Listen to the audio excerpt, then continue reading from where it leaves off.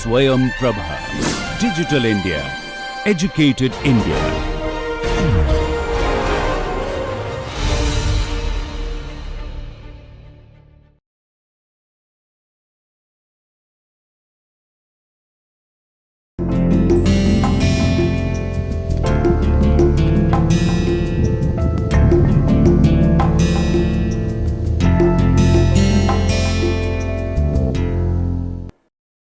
So, starting today and in next couple of lectures, what we will be touching upon is how does sound propagate in rooms, in real rooms.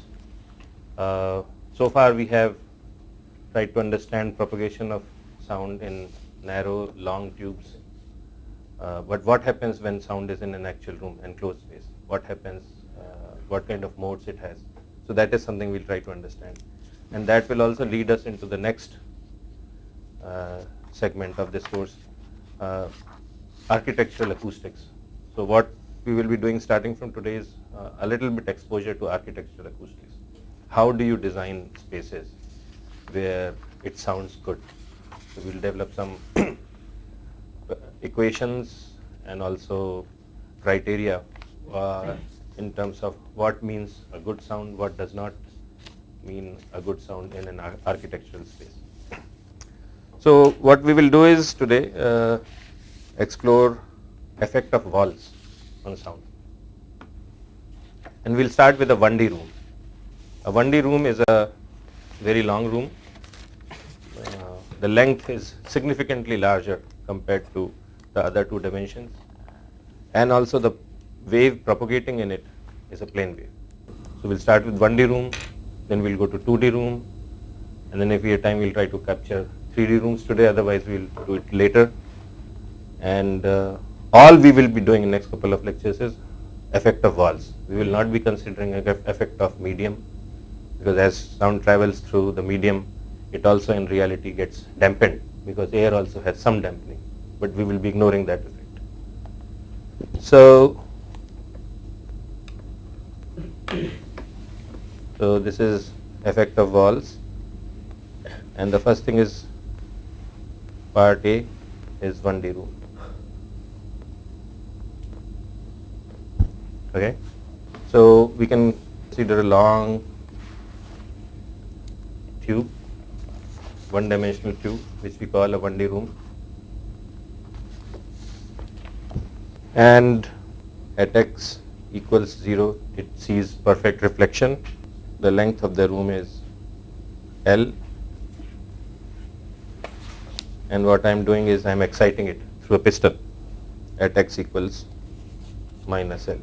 So we know from our earlier coursework that pressure and velocity can be expressed as P plus, P minus, P plus over Z naught, P minus over Z naught, there's a negative sign here, times an exponential form which captures the forward traveling wave, E minus j omega x over c, and then the reflected wave would be E j omega x over c. And notice that in this I am ignoring the time portion of it. So all this thing in reality gets multiplied by E j omega t. So we know that at x equals 0, the boundary condition is that there is no velocity, u is 0. So at x equals 0, u equals 0, and what that gives is P plus equals P minus.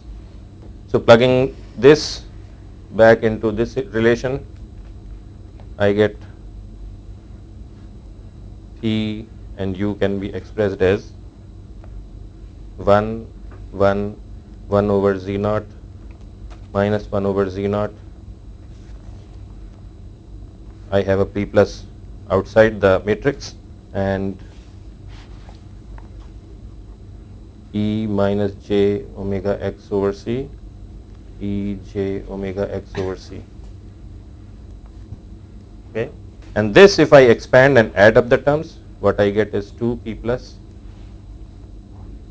times cosine omega x over c and sine omega x over c minus, there's a j here.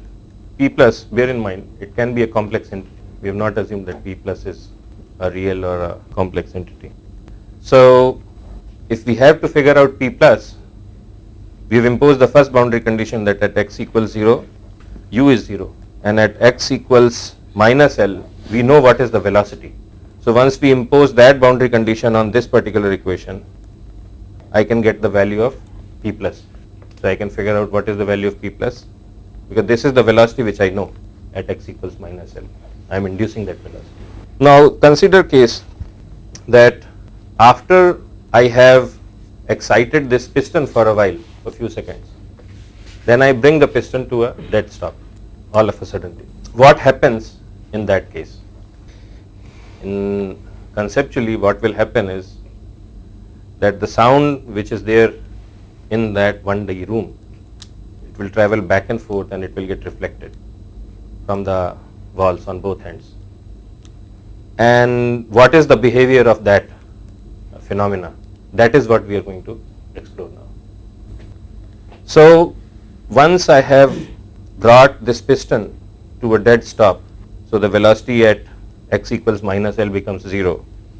So then I can say that sine omega L over c equals 0.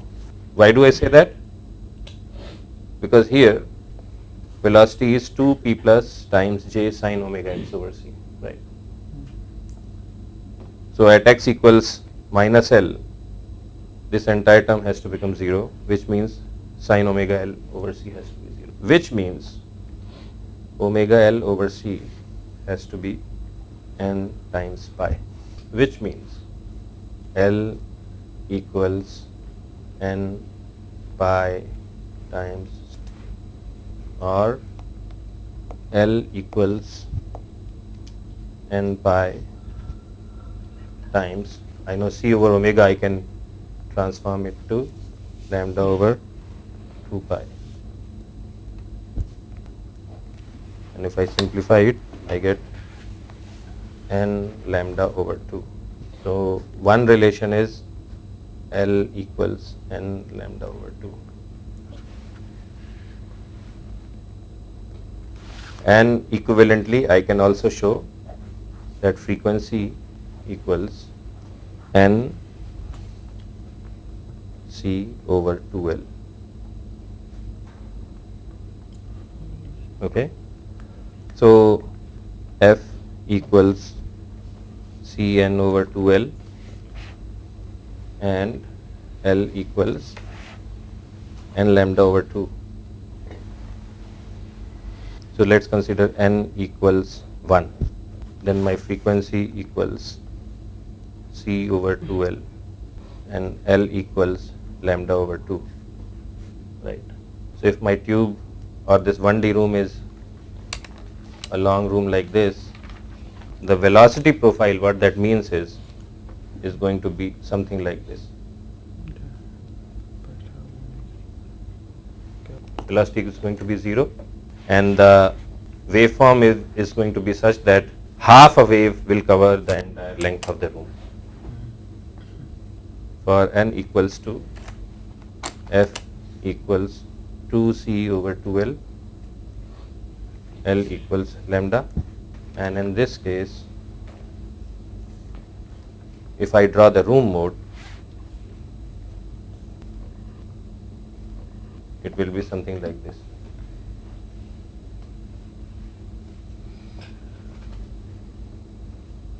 So what you are drawing here is the room mode.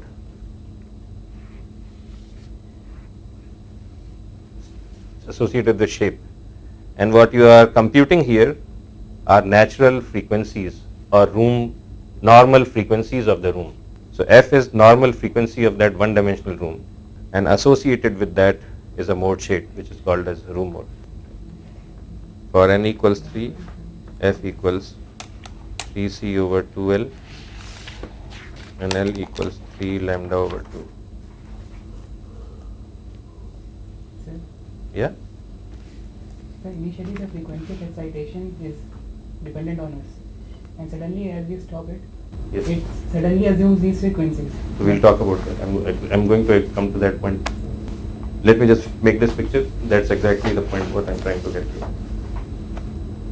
Because your excitation frequency could be anything, right? These frequencies have discrete values. It could be, let's say, 100 hertz, 200 hertz, 300 hertz, 400. But I can excite it at 40 hertz or 2 hertz or 101 hertz. So we'll talk about that.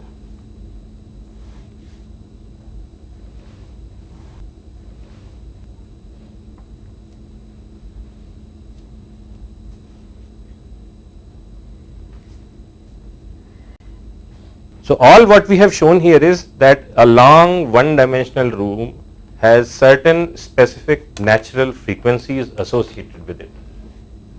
This is what these pictures and this analysis is showing. And these natural frequencies are dependent on the length of the room. C is constant, 345 meters per second. So they are only dependent on the geometry of the room, which is the length. And associated with the length is a particular natural frequency. And they are infinite in number, because n theoretically you can run up to infinity. So you have an infinite number of but discrete frequencies, and each frequency has a specific mode shape. Okay. Another thing is, so this is the mode, and this is actually your velocity envelope. The velocity at any given point at this particular value of x, it will not exceed the envelope. But as Mayank was saying, that my excitation frequency could be anything.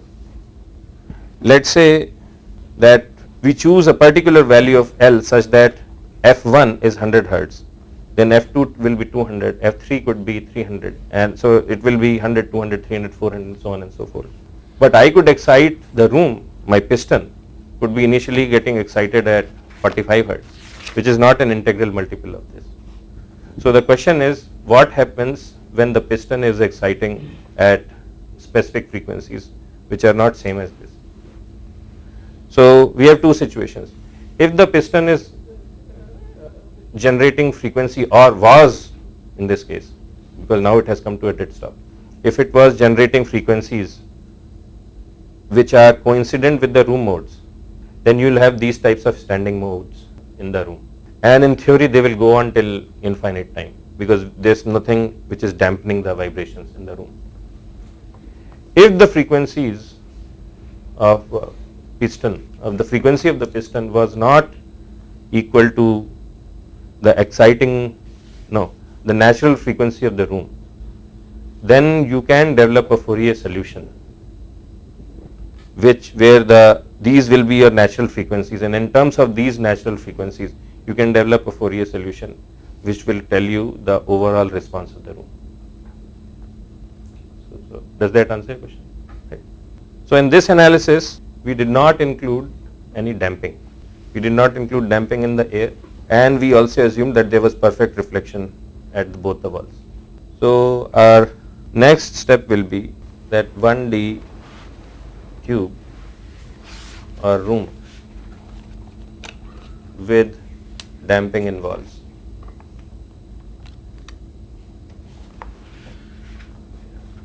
Again, so even here we are not considering damping in the air. We are still assuming it to be 0. So I'll draw another long room.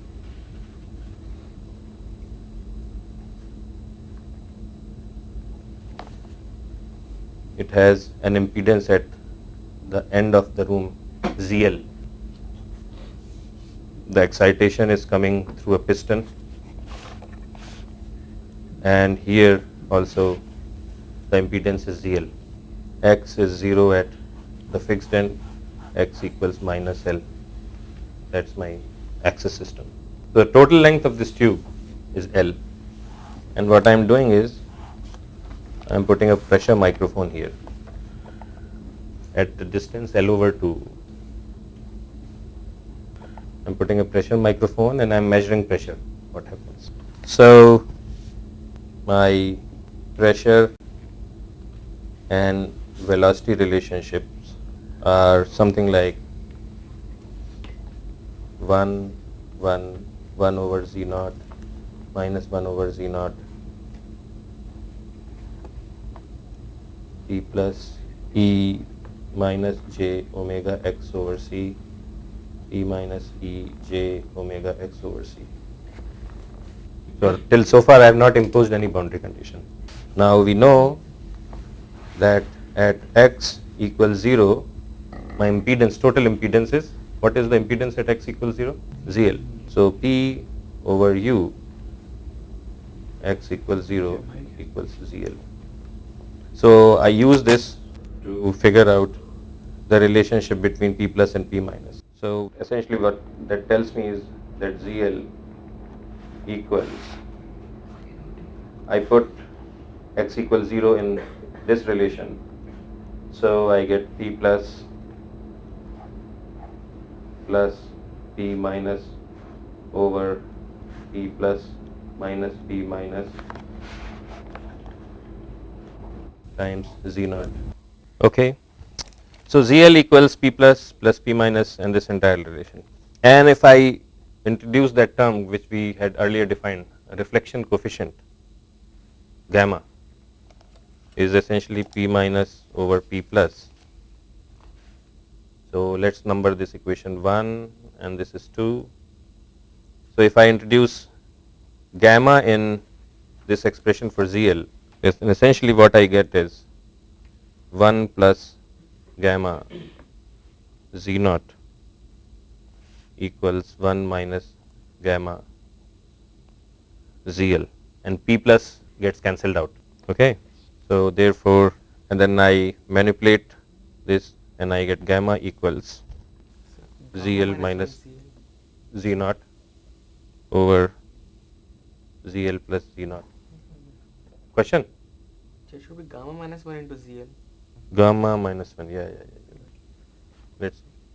If I take P plus out, this will be 1 and then minus. Okay.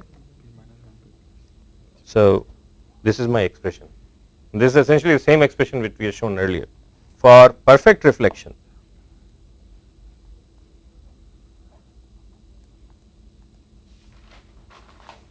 right, P plus equals P minus. What that means is, and that can happen, P plus equals P minus, which means gamma is 1, and that can happen only when ZL equals infinity. So for a perfectly rigid surface, ZL is infinity.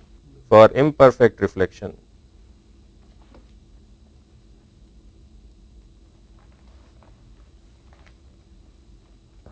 gamma is less than 1, and for walls which are very stiff, gamma is still less than 1 but almost equal to 1, and that is the case of a lot of structures where you have brick walls or concrete walls or stone walls. That is the type of structures you have, where gamma is almost equal to 1 but it is still a little less than 1, and in that case ZL is not infinity but ZL is extremely large compared to Z naught, because once you introduce this relationship in this one, you get gamma is almost equal to 1.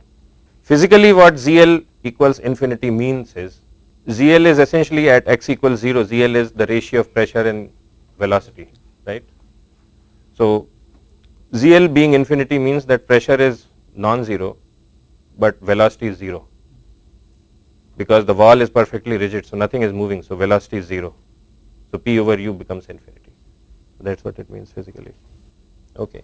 So now we will consider a scenario where ZL is very large compared to Z naught, and this is a thought experiment. Think about it, that instead of this piston which is getting excited continually, what's happening is that the piston at t equals some time, t equals some naught, initial value t naught, it generates an impulse pressure. What is an impulse pressure? That the input signal is something like this, T, and then this is pressure.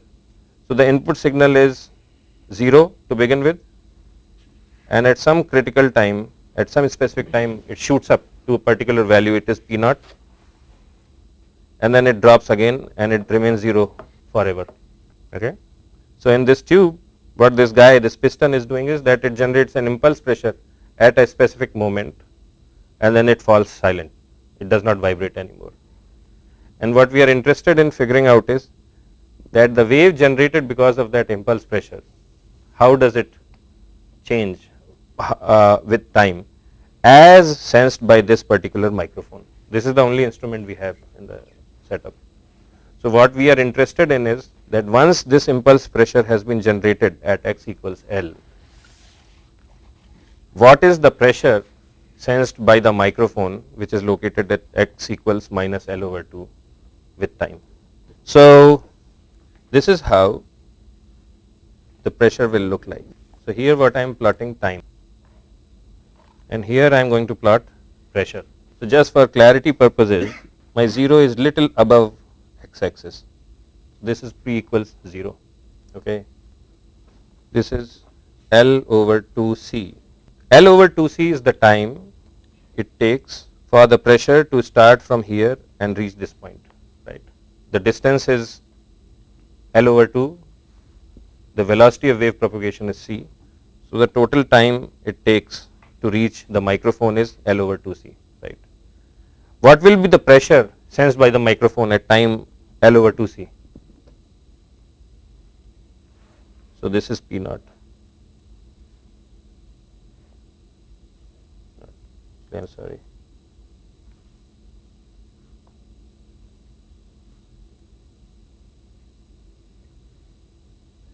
So before that time the pressure microphone will sense 0 pressure, at that time it will sense P naught, and after that it will fall. Then the same pressure wave will traverse from here, it will come to x equals 0 location. So it will travel a distance of L over 2, it will get reflected and come back to the microphone, right. So my next time interval when the pressure will be sensed by the microphone will be after a time interval L over c. So this distance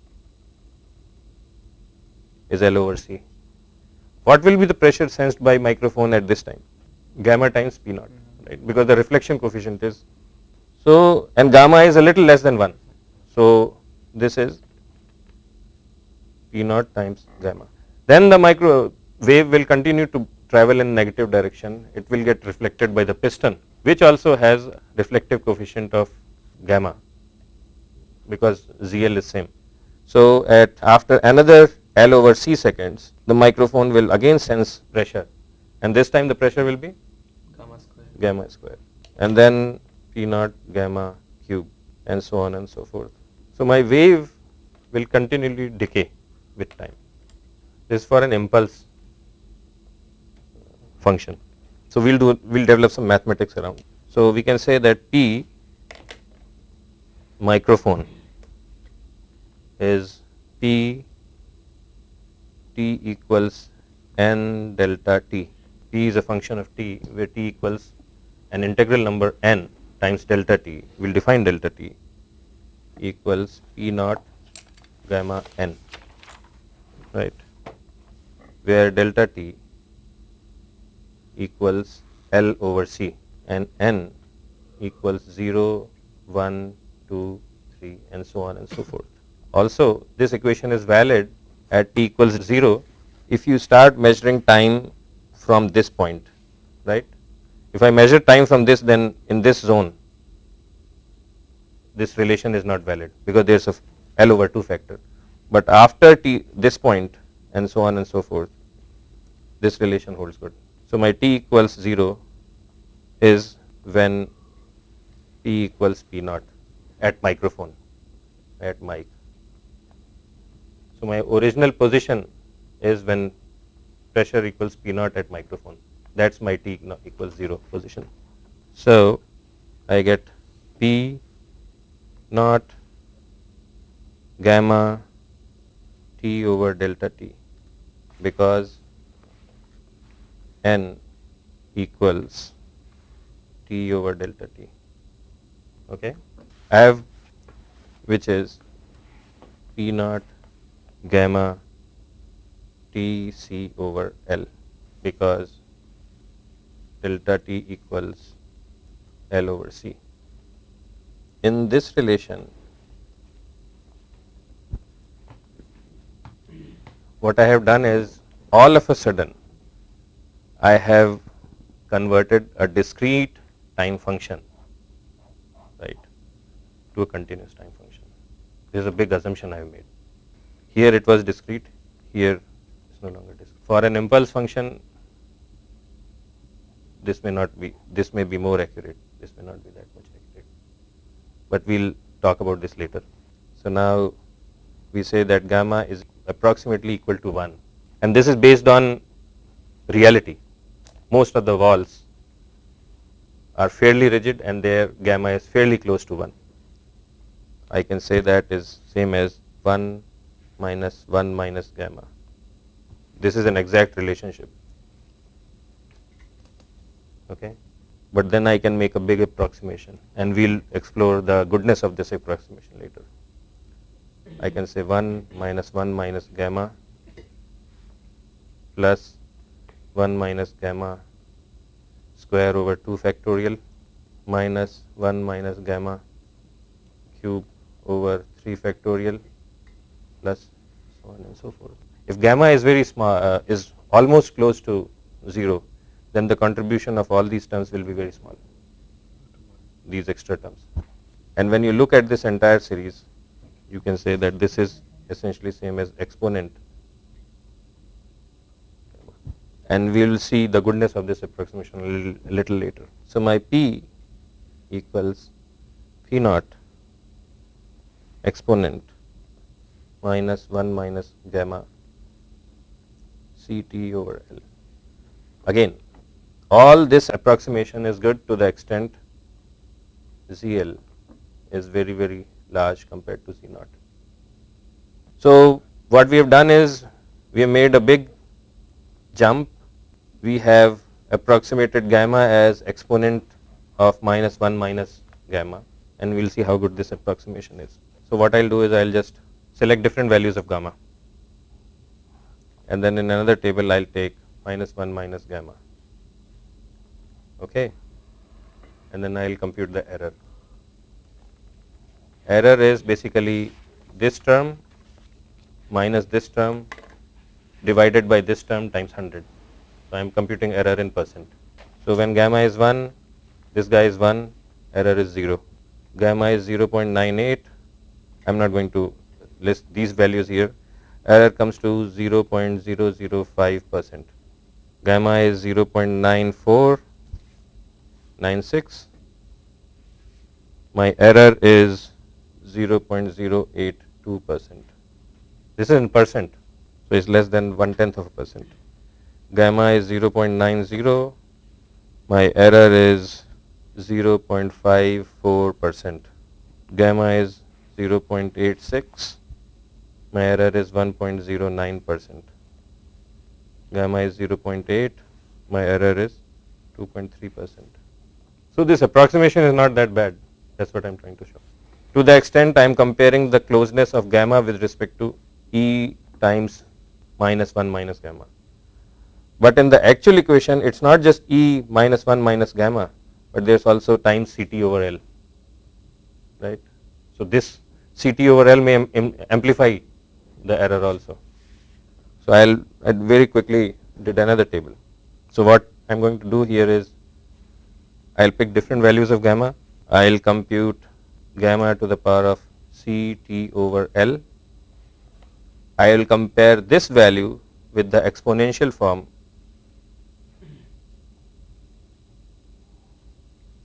and then I will compute the error in percent. Okay, I will just list 3-4 values. In this, my C is 345 meters per second, standard value. Actually, for this one, I assumed 350 just to make my calculations simpler. I assumed L to be 14 meter long, and I took T to be 1 second. Before I construct this table, I wanted you to understand what does T equals 1 second mean. So my delta T, what is going to be my delta T? Delta T is L over C, right? So what is it going to be? 0.04 seconds. 14 over 350, 0.04 seconds. So T equals 1 second means 25 reflections, right? That's a very big number of reflections. So let's see for 25 reflections. So T equals 1 means 25 reflections. So it's not 1 or 2 reflections, 25 reflections. It's a lot of reflections. So I will just list values of gamma 1, 0.99, 0.98, 0.96, 0.92, and I'm just going to cite the errors. Actually, this is 1, 0.78, 0.6, 0.36, 0.124, and my error is going to be obviously 0 in this case. In this case it's 0.125, and this is again in percent. Here it's 0.51, here it's 2.07, and finally it's 8.82%. So for 25 reflections, this particular approximation, this one is not that bad. Even for a high value of, or for a low value of gamma, which is like 92%, the error is still 8.8%, which is not that bad. So this approximation is fairly decent approximation. Now of course, if gamma starts becoming very small and it's no longer close to 1, and or this CT over L parameters starts becoming very large, then the approximation will not be valid. But in that case, see this after 25 reflections for a little high value of damping, this is only 1.124. What that means is that the 25th reflection will be only 12% as strong as the original reflection. So once you go down this scale, okay, if you go down this scale further, these numbers become so small, they actually start going into 1e minus 6, 1e minus 12, 1e minus something like so on and so forth, that the comparison of those very small numbers with another set of extremely small numbers, it becomes meaningless, because essentially what the story tells you is everything has died down. So this approximation is fairly good. The plot of this expression, so what I am going to plot here is time, and here I am plotting p. So it looks like something like this. So what this is p equals p naught exponent 1 minus gamma CT over L, and this is called envelope of decay.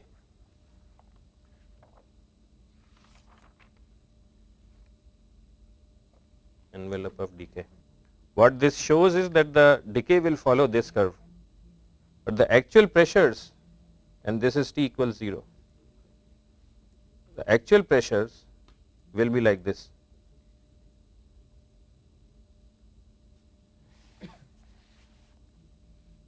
For each reflection, so you will have discrete pressure fluctuations in the mic, but the pressures will be bounded by this particular envelope of decay. These are actual measurements.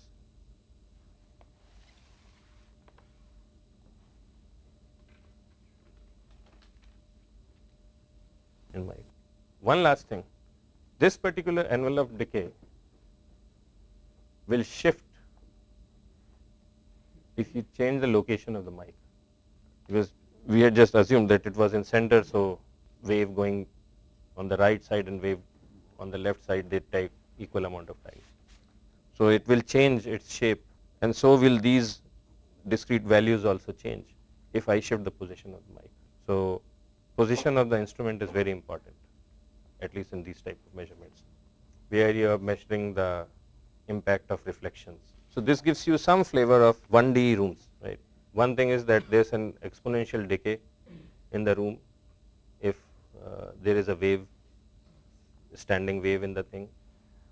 Also, each long room is associated with a bunch of standing modes, and in terms of those standing modes, you can decompose any set of externally imposed frequencies through Fourier expansions.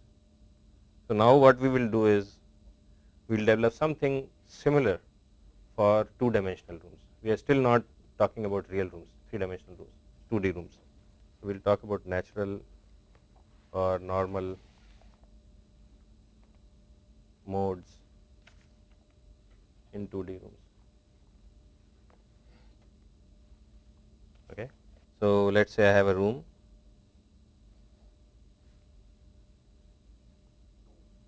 Its length is Lx and its other dimension is Ly. That is my x axis, that is my y axis, this is my origin, and my incident wave is travelling like this at an angle theta with respect to the x axis. Let us say the frequency is f.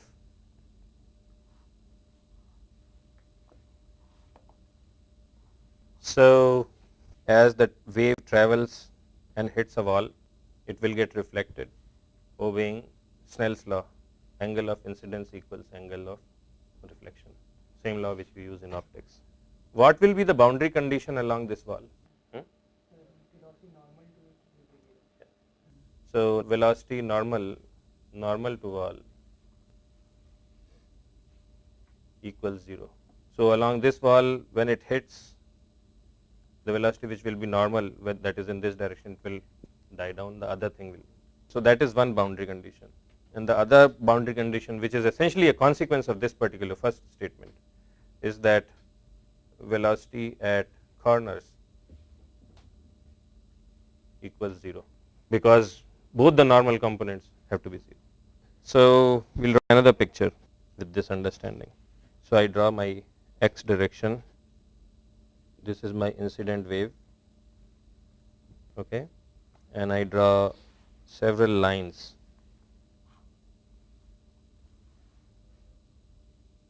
So, let us say this distance is lambda over 2. This is also a line parallel to it, lambda over 2. So, just as we saw in case of 1D room, you have nodes at every interval of lambda over 2. You have a line of velocity nodes which are spaced by distance lambda over 2 distance. Now, this angle is theta. So, AB equals lambda over 2 cosine theta, and similarly I can draw a vertical line CD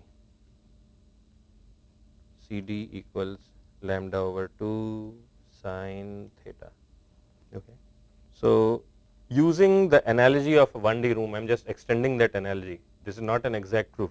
Extending that analogy, condition for natural modes in room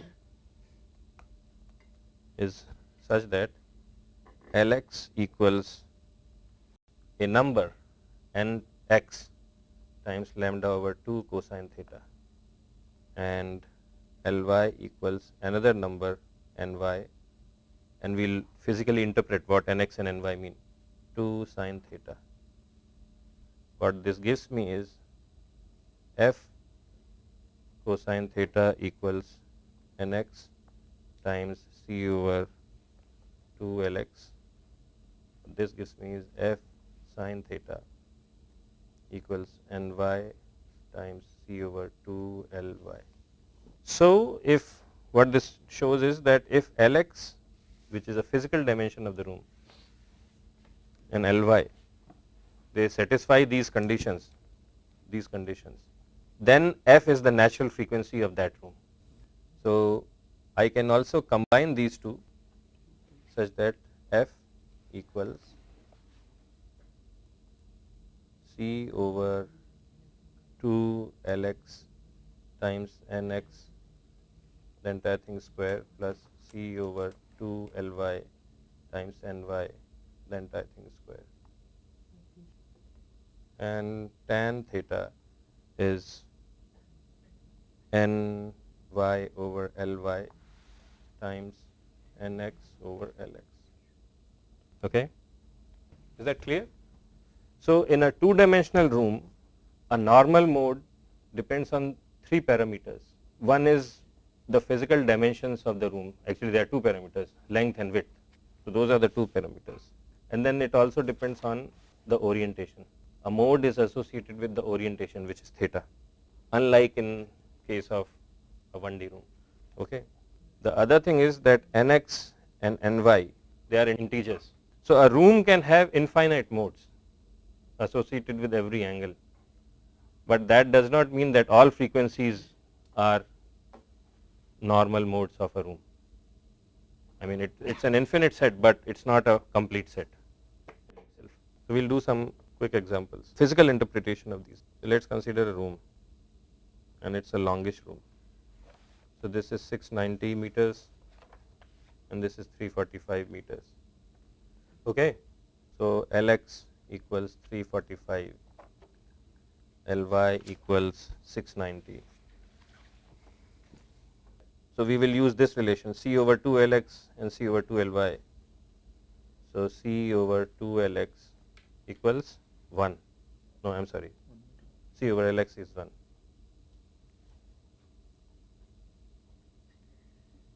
And C over Ly equals 2. So F nx and y. I should have put a subscript here associated with nx and ny. So f nx and y equals nx over 2 square.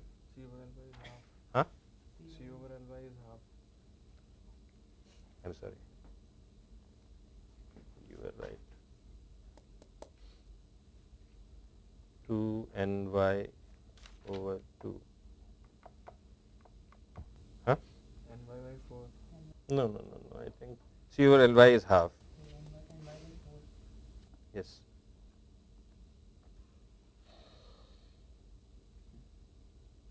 And similarly,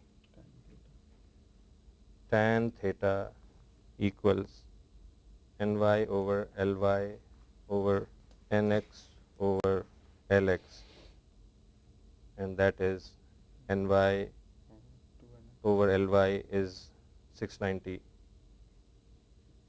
times 345 over Lx is ny over nx.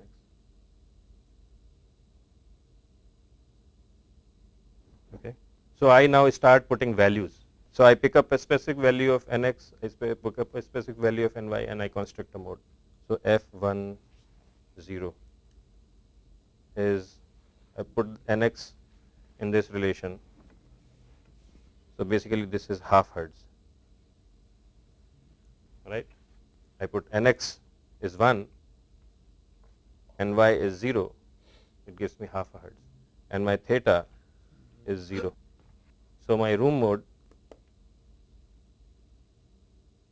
looks like this. It has 1 lambda over 2 in x direction and 0 lambda over 2 in y direction. Okay. What do you think about f01? So this is 0, nx is 0, ny is 1, so 1/4 of a hertz, and theta equals 90 degrees, and the mode looks like this. Another one, f20, so this is 1 hertz. So here the mode looks like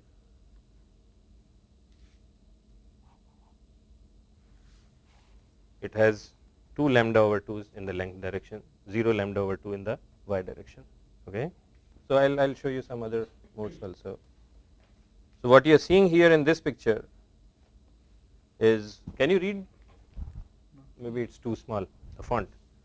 So this is the normal mode. This is how the picture of a normal mode looks like for a room which is 10 meters in the length direction, x direction, 15 meters in the height or the width direction, and the value of theta is 57.265 degrees, and nx is 3, ny is 7, and f37 is about 96 hertz.